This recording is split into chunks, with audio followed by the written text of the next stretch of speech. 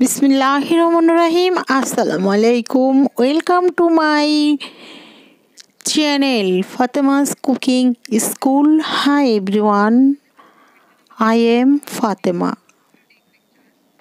আমি আজ দেখাবো একদম গ্রাম্য স্টাইলে পাটায় বেটে চাপটি বানানো। অনেকে আবার বলে চটা পিঠা, তবে আমি চাপটি বলি। সেই সাথে লাল চেপা শুটকির ভর্তা দিয়ে বানিয়েছি। কিভাবে সুস্বাদু করে এই চাপটিটি বানিয়েছি সেটাই আর শেয়ার করব।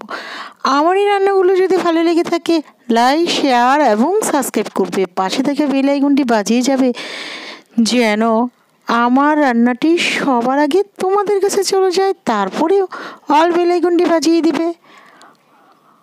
কেমন আছো বন্ধুরা? আশা করি খুব ভালো আছো। আর আমি আলহামদুলিল্লাহ আল্লাহর অশেষ রহমতে অনেক ভালো আছি।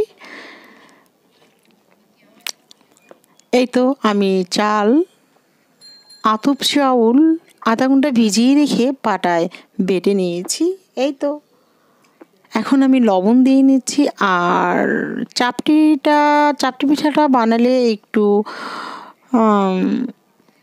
চিথি পিঠার চেয়ে একটু আঠালো অর্থাৎ গাঢ় হবে। এখানে আমার পাটায় বেটে নিয়েছে, মানে একদম পানি ছাড়া বাটা হয়েছে, খুব আঠালো। অল্প একটু পানি দিয়ে এটা মিক্সড করে নেওয়া হচ্ছে। আর পাটায় বেটে এই চাপটি পিঠাটা যে কত মজা, যারা না খেয়েছেন তারা পাটায় বেটে একবার চাপটি পিঠাটা বানিয়ে খেয়ে দেখবেন। আর সাথে লাল মরিচের ভর্তা, শুটকি লাল মরিচ দিয়ে ভর্তা, অসাধারণ। এই তো আমি মিশিয়ে নিচ্ছি, আর একটু দিয়ে দিলাম। আর আমি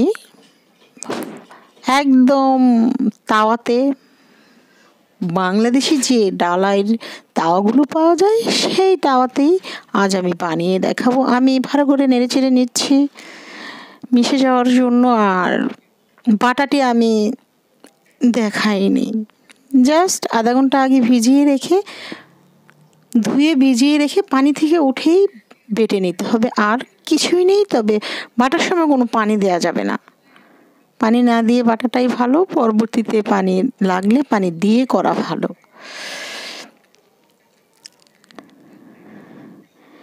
হ্যাঁ, আমার ডোটি তৈরি হয়ে গেছে। এখন আমি দেখিয়ে দিচ্ছি এটি কতটুকু আঠালো হবে। আর আবার একটু বলে দিচ্ছি, চিতই পিঠার চাইতে একটু বেশি গাঢ় হতে হবে। এই চাপটি পিঠাটা এভাবেই বানাতে হয়, একটু বেশি গাঢ় হতে হয়। আর চিতই পিঠাটা আর একটু পাতলা হয়। এই তো আমার তাওয়াটি অলরেডি গরম হয়ে গেছে। এখন আমি একটি পিঠা দিয়ে দিব। এই তো আমি 2 চামচ দিয়ে দিলাম। দিয়ে এখন আমি খুব ভালোভাবে একটু গোল করে ছড়িয়ে নেব। আর এই গোল করে বড় করে নেওয়াটা, এটাকেই বলে চাপটি। এই তো আমি গোল করে ছড়িয়ে নিলাম। চাইলে কেউ ব্লান্ডারেও করে নিয়ে বানিয়ে খেতে পারো, কোনো সমস্যাই হবে না। এই তো আমার পিঠাটি একটি দেয়া হয়ে গেল। আর চলো বন্ধুরা, আমরা আমাদের পাশের জনকে ভালো রাখি, আমরা আমাদের মা বাবাকে ভালো রাখি। আমরা সবাই মিলে 5 ওয়াক্ত নামাজ পড়বো, তাহাজ্জুদ পড়বো, নফল পড়বো এবং সেই সাথে সৎ থাকবো। এই তো আমার চাপটি পিঠা বানানো হয়ে গেছে।